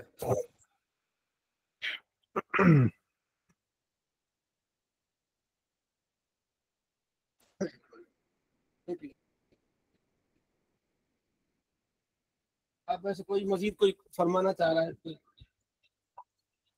حضرت آپ نے فرمایا سورہ کہف کی تلاوت ہر جمعہ کے دن، سورہ وہ کہف کہا نا آپ نے، سورہ کہف کی تلاوت ہر جمعہ کے دن قرض کے لیے، قرض کی ادائیگی کے لیے ہاں جی پڑھی جائے، اور جو پہلی 10 آیات ہیں وہ دجال کے فتنے سے محفوظ رہنے کے لیے مجرب ہے۔ جی صحیح، جی جی۔ حضرت ابی بن کعب کہتے ہیں کہ نبی علیہ السلام نے مجھے کہا اے ابل منذر، یہ آپ کا جو ہے کنیت ہے، تمہیں پتا ہے اتدری ای آیت من کتاب اللہ ما کا اعظم، وہ کون سی آیت اس میں اعظم ہے؟ میں نے کہا اللہ اس کا رسول جانتے ہیں۔ پھر آپ فرمایا کون سی آیت ہے؟ تو میں نے کہا اللہ لا الہ الا هو الحی القیوم، یعنی آیت الکرسی ہے۔ تو آپ علیہ السلام میرے سینے پر ہاتھ مارا، فرمایا تمہیں یہ علم جو ہے مبارک ہو، تو یہ اس میں اعظم ہے، کون سی آیت الکرسی، اس کی تلاوت۔ اور وہ آپ نے واقعہ سنا ہوا ہے نا کہ حضرت ابو ہریرہ کو نبی علیہ السلام نے جو ہے وہ ایک غلہ تھا، زکوٰۃ جمع ہوئی تھی، تو اس پر آپ نے محافظت کے لیے بٹھایا تھا۔ رات کو ایک چور آیا اور وہاں سے لپیں بھرنے لگا، آپ نے اس کو پکڑ لیا، فرمایا میں تمہیں نبی علیہ السلام کی بارگاہ میں لے کے جاؤں گا۔ اس نے کہا کہ میں مجبور ہوں، میرے بچے ہیں، لہٰذا مجھے جانے دو۔ تو حضرت ابو ہریرہ نے اس کو جانے دیا۔ صبح ہی نبی علیہ السلام نے فرمایا رات والے چور کا کیا بنا؟ عرض کیا اس نے کہا کہ میں مجبور ہوں، میرے بچے ہیں، تو مجھے ترس آ گیا، میں نے چھوڑ دیا۔ تو نبی علیہ السلام فرمایا اس نے جھوٹ بولا، آئے گا۔ تو کہتے ہیں کہ اگلی رات میں الرٹ ہو کے بیٹھ گیا کہ نبی علیہ السلام نے فرمایا آئے گا، تو وہ آیا اور لپے بھرنے لگا، تو میں نے پھر اس کو پکڑ لیا۔ تو اس نے کہا کہ میرے بچے چھوٹے ہیں، میں بہت مجبور ہوں اور بس آئندہ نہیں آؤں گا، مجھے جانے دیں۔ تو مجھے ترس آ گیا، میں نے اسے جانے دیا۔ تو نبی علیہ السلام صبح ملے، فرمایا تمہارے رات والے چور کا کیا بنا؟ یعنی ابھی بتایا بھی نہیں، پہلے آپ نے بتا دیا۔ عرض کیا رسول اللہ، اس نے پھر وہی بات کی، فرمایا جھوٹا آئے گا۔ تیسری رات پھر وہ آیا، میں نے کہا آج تجھے نہیں چھوڑوں گا، تو روزانہ بہانے بناتا ہے۔ تو اس نے کہا کہ میں تمہیں ایک چیز بتاتا ہوں، مجھے چھوڑ دینا۔ میں رات کو سونے سے پہلے آپ نے آیت الکرسی پڑھ کے سونی ہے، تو آپ کے مال کے لیے کوئی محافظ، اللہ محافظ بھیجے گا اور مال میں کوئی چوری نہیں ہوگی۔ تو حضرت ابو ہریرہ نے اس کو چھوڑ دیا۔ اگلے دن نبی علیہ السلام فرماتے رات والے چور کا کیا بنا؟ عرض کیا رسول اللہ، اس نے یہ وظیفہ بتایا ہے۔ فرمایا بات تو ٹھیک کی ہے لیکن ہے وہ جھوٹا، تمہیں پتا ہے وہ کون ہے؟ عرض کی نہیں، فرمایا وہ شیطان ہے۔ تو بات اس نے اچھی کی، تو نبی علیہ السلام کے فرمانے سے تو بات ٹھیک ہوئی۔ تو جو آیت الکرسی پڑھتا ہے تو اس کے لیے مال میں حفاظت ہوتی ہے اللہ کی طرف سے۔ دوسرا یہ پتہ چلا کہ نبی علیہ السلام اپنے گھر میں تھے اور وہاں یہ واقعہ ہو رہا تھا، اللہ نے آپ کو یہ دکھایا، اسے کہتے ہیں علم غیب، ٹھیک ہے۔ تو یہ دونوں چیزیں، تو یہ کس کی فضیلت ہے؟ آیت الکرسی کی فضیلت ہے۔ تو رات کو سونے سے پہلے اس کو پڑھا جائے۔ آگے سورہ اخلاص کی فضیلت، تو آپ علیہ السلام فرماتے تم میں سے کوئی بندہ یہ کر سکتا ہے کہ رات میں تہائی قرآن پاک پڑھ لے؟ صحابہ عرض کیا رسول اللہ کیسے؟ فرمایا سورہ اخلاص پڑھ لیا کرو، تہائی قرآن کے برابر ہے۔ جی عبدالرفیق صاحب۔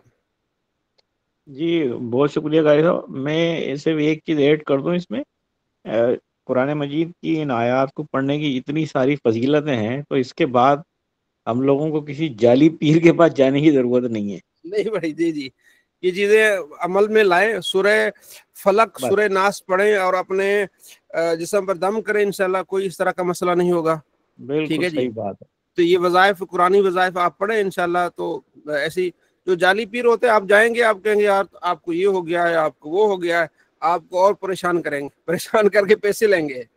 بزنس ہے یہ، بزنس اصل میں نا، ضرورت ہی نہیں ہے کسی اور وظیفے کی، کسی اور ہاں چیز جی، کی، سب کچھ یہ موجود ہے قرآن مجید کی، ایک ایک چیز کی فضیلت ہے، اس میں سے وہ بھی دو چار چیزیں کریں وہ سب کو کافی ہیں۔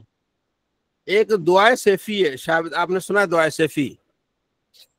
تو دعائے سیفی نا وہ تقریباً وہی آدھے سپارے جتنی ہے۔ تو میں گیا ایک جگہ، تو بزرگ تھے، انہوں نے وہاں یہ بانٹتے تھے دعائے سیفی کہ اس کو پڑھیں گے تو انشاءاللہ کتنا بھی قرض ہوگا اتر جائے گا، اور اس میں کچھ فضیلت لکھی ہوئی تھی۔ تو میں اس کو پڑھتا تھا، تو ایک دن میرے استاد نے دیکھا، ان کا یہ کیا ہے؟ میرے کہ یہ دعائے سیفی ہے۔ اور جن استادوں کو میں بات کر رہا ہوں کہ بہت زیادہ قرآن پاک تلاوت کرتے ہیں، انہوں نے دیکھا ان کا بیٹا سب سے بڑی دعا قرآن ہے، قرآن کی تلاوت کرو زیادہ سے زیادہ۔ تو انہوں نے بتایا کہ وہ چشتی سلسلے میں تھے، فرمایا چشتی سلسلے میں سب سے زیادہ وظیفہ قرآن ہی ہے، تو لہٰذا آپ نے قرآن پاک کو پڑھنا ہے۔ تو اس دن کے بعد میں نے کوئی وظیفہ نہیں پڑھا، صحیح آج بات۔ کی ڈیٹ میں کوئی وظیفہ نہیں پڑھتا، بس یہ قرآن پاک پڑھتا ہوں، صبح اٹھ کے قرآن پاک پڑھا، ٹائم ملا قرآن پاک پڑھا، اور کوئی وظیفہ میں نہیں پڑھتا۔ ٹھیک ہے جی۔ تو اگر اس سے ہوتا ہے نا کچھ فائدہ لوگوں نہیں نے ہو تو کسی سے بھی فائدہ نہیں ہوگا۔ ہاں جی، وہ ہوتا ہے نا کچھ لوگوں نے وظیفے رکھے ہوتے ہیں، میرا کوئی وظیفہ نہیں، قرآن ہی ہے۔ ٹھیک ہے جی۔ تو یہ آپ کو بتا رہا ہوں کہ آپ بھی جو ہے نا وہ قرآن کا وظیفہ بنائیں، صبح پڑھیں، شام کو پڑھیں، قرآن کی فضیلت میں جو آیات ہیں، احادیث ہیں، ان کو دیکھیں گے کہاں کا نبی علیہ السلام نے کیا کیا فرمایا ہے، ان کی تلاوت کریں، انشاءاللہ رحمت ہوگی۔ ٹھیک ہے جی۔ تو قرآن پاک میں سورہ اخلاص تہائی قرآن ہے، یہ اس پورے باب میں یہ بتایا گیا ہے، ٹھیک ہے جی۔ اگلا بھی ایک واقعہ ہے، پورا ایک صحابی تھے، نبی علیہ السلام نے ان کو سپہ سالار بنا کے بھیجا ایک غزوے میں جنگ کے لیے، تو وہ جب نماز پڑھتے تھے تو اینڈ پہ سورہ فاتحہ کے ساتھ سورت ملا کے یا سورہ فاتحہ کے بعد ہی سورہ اخلاص پڑھ لیتے تھے۔ تو ساتھیوں نے نبی علیہ السلام کو بتایا کہ ہر رکعت میں سورہ اخلاص پڑھتا ہے، تو آپ علیہ السلام فرمایا کہ کیوں اس طرح کرتے ہو؟ ان کی یا رسول اللہ مجھے اس سے محبت ہی بڑی ہے۔ تو فرمایا کہ اللہ تم سے محبت کرے گا، جو سورہ اخلاص سے محبت کرتا ہے اللہ تعالیٰ اس سے محبت فرمائے گا۔ تو سورہ اخلاص کی تو بات ہی کیا ہے نا۔ آگے معوذتین سورہ فلق اور سورہ ناس، تو آپ علیہ السلام فرماتے ہیں کہ علم تر آیاتن، اس طرح کی آیات نہیں دیکھی گئی جو آج رات نازل ہوئی ہیں، قل اعوذ برب الفلق اور قل اعوذ برب الناس کی شکل میں۔ تو یہ ایسی آیات ہیں جو آج سے پہلے اس طرح کی آیات نہیں دیکھی گئی، ٹھیک ہے جی۔ تو نبی علیہ السلام رات کو سونے سے پہلے سورہ فلق سورہ ناس پڑھ کے ہاتھ میں دم کرتے تھے اور پورے جسم پر آپ علیہ السلام پھیرتے تھے۔ تو آپ نے ایسے کرنا ہے، اپنے بچوں پر دم کرنا ہے، خود دم کرنا ہے، تاکہ بد لوگوں کی نظروں سے بچنا ہے، کیونکہ نظریں بھی لگتی ہیں نا لوگوں کی، تو نظروں سے بچنا بھی بہت اہم ہے، یہ بھی یاد رکھیے گا۔ نظر جو ہے انسان کو قبر تک لے جاتی ہے، تو یہ بھی آپ نے سورہ فلق سورہ ناس پڑھ کے اللہ کا نام لے کے تو یہ چیزیں کرنی، تو انشاءاللہ آسانی ہوگی، ٹھیک ہے جی۔ یہ نظر پہ میری ایک مطلب ہے ہاں جی، کہ ہم نظر کے لیے یہ پوچھنا چاہ رہی ہوں کہ جب ہم پڑھتے بھی ہیں یہ دعائیں پڑھ کے سورت پڑھ کے نکلتے ہیں، تب بھی ہمارے اوپر نظر لگتی ہے، اور کچھ لوگوں کی نظر اتنی گہری ہوتی ہے کہ مطلب ایک آزمائی ہوئی چیز ہے، آزمائی تو ہوئی وہ آزمائی ہے کہ یہ ان لوگوں سے ملنا ہے تو پھر 8-10 دن مطلب وہ کام سے جانا ہے، مطلب اس طرح کی بھی ہے، تو پھر اس صورت میں کیا کرنا چاہیے؟ بس اللہ تعالیٰ کا نام لے کے توکل کرے، اپنا عمل کرے، ٹھیک ہے جی۔ انشاءاللہ اللہ تعالیٰ ان کی نظروں کو پھیر دے گا، ٹھیک ہے جی۔ تو ہماری فیملی میں ایک بندہ ہے بڑا خطرناک، تو اس کا بھی یہی تھا کہ اگر کسی چیز کو تعریف کر دے نا تو وہ بندہ بالکل، تو وہ میرا چھوٹا بھائی تھا، تو اس کا نا وہ اس کی سنتیں ہو رہی تھی، تو وہ آیا ہوا تھا۔ تو میرے ادھر یہ ہوتا ہے کہ اگر سنتیں کرتے ہوئے اگر وہ جو فقیر ہوتا ہے نا، وہ جو سنتیں کرنے والا ہوتا ہے، اس کو تھپڑ مار دے تو یہ بہت بڑی بات ہوتی ہے۔ تو اس نے چھوٹے بھائی نے اس کو تھپڑ ماری تھی، تو اس بندے نے اس کی تعریف کی کہ ماشاءاللہ کتنا دلیر لڑکا ہے یہ۔ بس وہ ایک ہی دن صحیح رہا، اس کے بعد اس کو ٹائیفائڈ ہو گیا، بالکل وہ ختم ہو گیا، اب نارمل، اب تو بالکل یعنی اس کو دماغ کا بھی کوئی کام نہیں ہے، اس کا نہ جسم کا کام ہے کچھ، نہ دماغ کام کرتا ہے نہ جسم کام کرتا ہے، اپاہج ہو گیا ایک اس بندے کی نظر سے۔ اور اتنا وہ دلیر تھا کہ راتوں کو دور دور سے چلا جاتا تھا، آتا تھا جاتا تھا۔ تو نظروں سے یہ انسان کا کیسے مطلب، یہ تو بڑی آپ نے جو بات کہی، تو اس میں تو حیرانگی یہ کہ پھر انسان کیسے بچے، مطلب بس اللہ کا نام تو اللہ کا نام لے، ضرور اللہ کا نام لے کے اللہ سے دعا کرے، اللہ اس کی جو ہے نا وہ اس کی نظر بس سے بچانا ہمیں ہے۔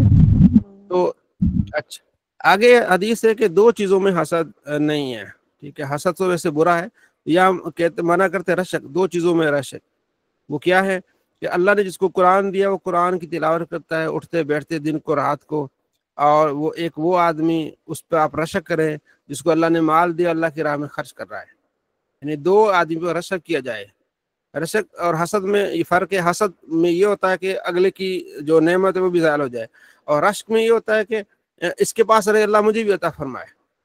تو 2 آدمیوں پر رشک کی جا سکتی ہے، جو قرآن پاک دن رات پڑھتا ہے، اور وہ دوسرا وہ جو اللہ کی راہ میں خرچ کرتا ہے۔ آگے پھر روایت آتی ہے کہ وہ آدمی جس کو اللہ نے علم دیا ہے، اس علم کی بدولت لوگوں میں اچھے فیصلے کرتا ہے، اس پر بھی رشک کی جا سکتی ہے۔ اور دوسرا وہ شخص جس کو اللہ نے مال دیا ہے اور غریبوں کی مدد کر رہا ہے، دن رات خرچ کر رہا ہے، اس پر بھی کیا ہے، رشک ہے۔ بڑی بات ہے کہ نبی علیہ السلام فرمایا کہ ایسے لوگوں پر رشک ہے، ٹھیک ہے جی۔ حضرت عمر رضی اللہ تعالیٰ عنہ نے، ایک آدمی تھا نافع بن عبد الحارث، اس کو آپ نے فرمایا کہ مکے میں کوئی نہ کسی بندے کو گورنر بنا لے، تو جب بعد میں ملاقات ہوئی تو حضرت عمر نے اس سے پوچھا کہ کس کو گورنر بنایا ہے مکے کا؟ انہوں نے کہا جی ابن ابزی کو بنایا، ابن ابزا کو۔ تو حضرت عمر نے کہا یہ ابن ابزا کون ہے؟ تو انہوں نے کہا، نافع نے کہا کہ جناب یہ ہمارا ایک غلام ہے، وہ ہے۔ انہوں نے کہا جی غلام کو تو نے جو ہے گورنر بنا لیا ہے، ٹھیک ہے، والی بنا لیا مکے کا۔ تو حضرت عمر کو انہوں نے عرض کی جناب وہ بہت بڑا قاری ہے قرآن کا، ٹھیک ہے، تو اور بڑا عالم ہے، تمام مسائل جانتا ہے، غلام ہے، ظاہر پھر آزاد ہو گیا ہوگا، لیکن وہ بڑا عالم بھی ہے اور بڑا قاری بھی ہے۔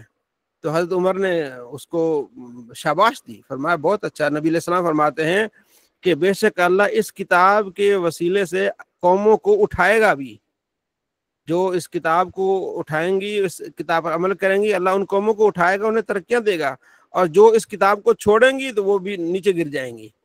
تو آپ نے اس کو یعنی کہ سمجھو کہ شاباش دی کہ چلو تو نے ایک اچھے بندے کا انتخاب کیا، اگرچہ وہ غلام تھا، وہ آزاد ہوا ہے، لیکن تم نے اس کو اتنا بڑا عہدہ دے دیا، اس وجہ سے عہدہ دیا کہ وہ قاری ہے اور وہ عالم ہے، ٹھیک ہے جی۔ تو یہ مطلب اس زمانے میں دیکھیں نا کس طرح کے عہدے کیسے لوگوں کو دیے جاتے تھے، علم کی بدولت، تقوی اور پرہیزگاری کی بدولت دیے جاتے تھے کہ اس کو یہ بہت بڑا قاری ہے، ظاہر ہے قرآن پڑھتا ہے، عالم، اسے پتہ ہوگا، ٹھیک ہے جی۔ اگلا جو باب ہے وہ یہ کہ قرآن پاک کی لغات، یعنی جسے ہم کہتے ہیں نا لہجوں سے متعلق یہ باب ہے، ٹھیک ہے جی۔ بس 2 ہی باب رہ گئے تو آج انشاءاللہ یہ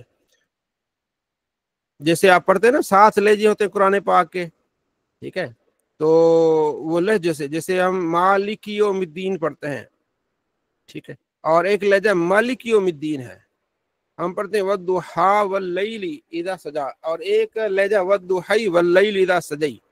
تو یہ لہجے اللہ کے نبی نے مانگے ہیں اللہ سے، تاکہ عرب بہت سارے قبیلوں میں شامل ہوتے تھے نا، تو ان کی لغتیں مختلف ہوتی تھی، لہجے، انداز، لغت، تو پھر ساری لغتوں کو اجازت دے دی کہ 7 لغتوں میں جو ہے وہ قرآن پاک پڑھا جا سکتا ہے۔ تو پھر حضرت عثمان غنی کے زمانے میں پھر قریش کے لغت کے علاوہ ساری لغتوں کو ختم کر دیا گیا، کیونکہ اس وقت لڑائی شروع ہو گئی تھی، وہ کہتا تھا میں صحیح پڑھ رہا ہوں، اگلا کہتا تھا میں صحیح پڑھ رہا ہوں، تو حضرت عثمان نے پھر سب کو ٹھپ کر کے نا فرمایا قریش کا لہجہ ہی صحیح رہے گا، باقی کوئی نہیں۔ تو ابھی تو ظاہر وہ جو نبی علیہ السلام کے زمانے میں احکام تھے وہ تو ابھی حدیثوں میں رپورٹ ہو رہے ہیں نا، وہ ہیں۔ حضرت عمر بن خطاب کہتے ہیں کہ ایک صحابی تھے ہشام بن حکیم، تو انہوں نے سورہ فرقان پڑھی، جس طرح مجھے نبی علیہ السلام نے سکھایا تھا اس کے علاوہ وہ پڑھ رہے تھے اور انداز میں پڑھ رہے تھے، تو مجھے بڑا غصہ آیا۔ کہتے ہیں کہ میرا دل کیا کہ میں ابھی اس کو پکڑوں اور حضور کی بارگاہ میں لے جاؤں، لیکن میں نے کہا چلو نماز مکمل کر لے۔ جب نماز نے مکمل کر لی تو میں نے انہیں چادر سے پکڑ کے نبی علیہ السلام کی بارگاہ میں لے آیا، میں نے کہا یا رسول اللہ سے قرآن سنیں، جو آپ نے جس طرح مجھے سکھایا ہے یہ تو اس کے علاوہ پڑھ رہا ہے، اس کا انداز ہی مختلف ہے، لہجہ مختلف ہے۔ فرمایا چھوڑو اس کو، پہلے چھوڑو تو صحیح، پھر سے سنتے ہیں۔ تو کہتے میں نے اسے چھوڑا، پھر نبی علیہ السلام فرمایا پڑھو، تو انہوں نے قرآن پاک پڑھنا شروع کیا، تو نبی علیہ السلام فرمایا ہاں اس طرح بھی نازل ہوا ہے، ٹھیک ہے۔ فرمایا پھر آپ نے کہ اللہ نے 7 لغتوں میں یعنی 7 لہجوں میں قرآن کو نازل فرمایا ہے، فَقْرَؤْا مَا تَيَسَّرَ مِنْهُ، جو تمہیں آسانی لگے جس انداز سے تم اس کی تلاوت کرو، ٹھیک ہے جی۔ آگے بھی اسی طرح ہے۔ اگلا جو واقعہ ہے وہ بڑا مزیدار بھی ہے، ٹھیک ہے نا، وہ ہے صحابی ابی بن کعب کا، جی یہ میں نے کئی مرتبہ سنایا ہے اور آپ نے اس واقعے کو یاد رکھنا ہے، اگلی کلاس میں آپ سے سنوں گا بھی کسی سے، ٹھیک ہے جی۔ ابی بن کعب کہتے ہیں کہ میں مسجد میں تھا، ایک شخص مسجد میں آیا، ظاہر صحابی تھے، آیا اور انہوں نے قرآن پاک پڑھا نماز میں، لیکن مجھے نامانوس لگا، کیونکہ جس طرح حضور نے مجھے پڑھایا تھا تو وہ اس کے علاوہ کسی لغت میں پڑھ رہا تھا۔ پھر ایک اور صحابی ہے، انہوں نے جب قرآن پاک پڑھا تو وہ اور ہی انداز سے پڑھا۔ جب ہم نے نماز مکمل کی تو پھر ہم سارے نبی علیہ السلام کی بارگاہ میں آ گئے، بجائے آپس میں بحث کرنے کے کہ تیرا صحیح ہے میرا صحیح ہے، تو نبی علیہ السلام کی بارگاہ میں آ گئے۔ میں نے کہا یا رسول اللہ ان سے قرآن سنیے، ٹھیک ہے، مجھے تو نامانوس لگ رہا ہے، تو آپ علیہ السلام پڑھو، تو انہوں نے قرآن پاک پڑھا تو آپ نے ان کی تحسین فرمائی، اچھا پڑھا، آپ فرمایا بہت اچھا پڑھا تم لوگوں نے، ہیں۔ کہتے میرے دل میں نبی علیہ السلام کی تکذیب آ گئی کہ یہ کیسے ہو سکتا ہے کہ یہ بھی سچا ہے یہ بھی سچا ہے، میرے دل میں خطرناک تکذیب، نبی علیہ السلام کو جھٹلانے والی بات دل میں آ گئی، یعنی یہ کیسے ہو سکتا ہے، 2 صحیح ہو سکتا، دونوں میں سے کوئی ایک صحیح ہو سکتا ہے نا، تو دونوں کیسے صحیح ہو گئے؟ کہتے ایسا میرے دل میں خطرناک وسوسہ آیا جو دور جاہلیت میں بھی نہیں آیا تھا، جب مسلمان نہیں تھا تب بھی نبی اسلام کے بارے میں یا اس طرح کی چیزیں میں میرے دل میں نہیں آئی تھی۔ فلما رأى رسول اللہ، جب آپ علیہ السلام نے میری یہ حالت دیکھی تو آپ علیہ السلام نے میرے سینے پہ ہاتھ مارا۔ جب آپ علیہ السلام میرے سینے پہ ہاتھ مارا تو میں پسینے سے شرابور ہو گیا، اور ایسے لگ رہا تھا کہ میں اللہ تبارک و تعالیٰ کو دیکھ رہا ہوں ایسے ہی۔ تو حضور نے فرمایا کہ اے ابئی، میری طرف فرشتہ آیا اور اس نے کہا کہ ایک حرف یعنی ایک لغت پہ قرآن پاک پڑھا جائے گا۔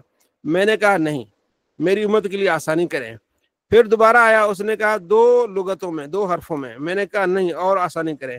پھر تیسری مرتبہ آیا کہ 7 حرف میں اور 7 لغتوں میں، لہجوں میں قرآن پاک آپ کی امت پڑھ سکتی ہے۔ اور چونکہ 3 مرتبہ آپ نے یہ فرشتوں کو لٹایا ہے اپنی امت کی آسانی کے لیے، لہٰذا اللہ آپ کو 3 دعائیں دیتا ہے، جو چاہے آپ مانگ لیں۔ کتنی محبت اللہ تعالیٰ کی کہ 3 مرتبہ فرشتہ آیا ہے تو اے محبوب اب 3 دعائیں آپ کو دے دیتا ہوں، جو چاہے آپ مانگ لیں۔ تو اب آپ خود دیکھ لیں کہ نبی علیہ السلام کو 3 دعائیں ملی ہیں اور آپ کیا مانگ رہے ہیں۔ تو آپ فرماتے ہیں اللہم اغفر لی امتی، یا اللہ میری امت کی بخشش فرما۔ دوسری بھی اللہم اغفر لی امتی، یا اللہ میری امت کی بخشش فرما۔ دونوں دعائیں آپ علیہ السلام نے استعمال کر لی۔ فرمایا وَأَخَّرْتُ الثَّالِثَةَ، اور ایک تیسری جو ہے میں نے بچا کے رکھی ہے، لیوم، اس دن کے لیے، یرغب الی الخلق، جب میری طرف مخلوق آئے گی اور سب اس وقت، یہاں تک کہ ابراہیم خلیل کو بھی میری حاجت پڑے گی، اس وقت میں یہ تیسری دعا استعمال کروں گا۔ وہ کیا ہوگی؟ ظاہر ہے میری امت کی بخشش۔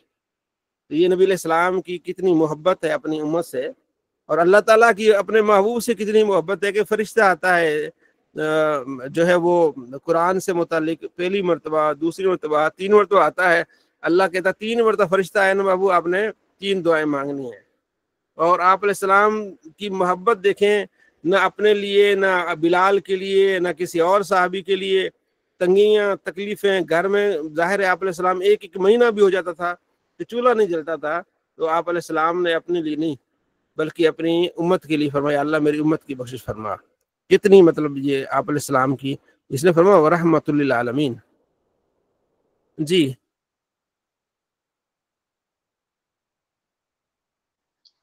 مفتی صاحب، ایک آواز آ رہی ہے آپ کو؟ جی جی مفتی صاحب، جیسے اب پڑھتی ہیں پچھلے دور کی عورتیں مال ہے کہ یوم الدین، ایسے مطلب یہ قرات پڑھنی جائز ہے؟ نہیں، وہ تو مجہول پڑھتی ہے نا، وہ مجہول پڑھتی ہیں۔ ہاں وہ اور مسئلہ ہے۔ یہ مالکی اور جو مطلب آپ قرات کاری بڑے بڑے کاری محفلوں میں سنیں گی نا، تو ان کا مختلف انداز ہوتا ہے، وہ چیزیں ہوتی ہیں۔ ٹھیک ہے، اگلی روایت میں بھی اسی طرح ہے کہ آپ علیہ السلام کے پاس جبرائیل آئے، آپ نے فرمایا امت کے لیے آسانی کرے، آسانی کرے، یہاں تک کہ پھر 7 مرتبہ جو لہجوں میں پڑھنے کی اجازت ہوئی۔ ٹھیک ہے، اگلا باب ہے کہ قرآن پاک کے کچھ الفاظ سے متعلق۔ ٹھیک ہے، تو حضرت عبداللہ بن مسعود سے کسی نے پوچھا کہ میم معین غیر آسن پڑھنا ہے یا یاسن پڑھنا ہے، تو آپ نے فرمایا آسن پڑھنا ہے۔ ٹھیک ہے، تو اس میں یہ ہے۔ ٹھیک ہے جی، ٹھیک ہو گیا۔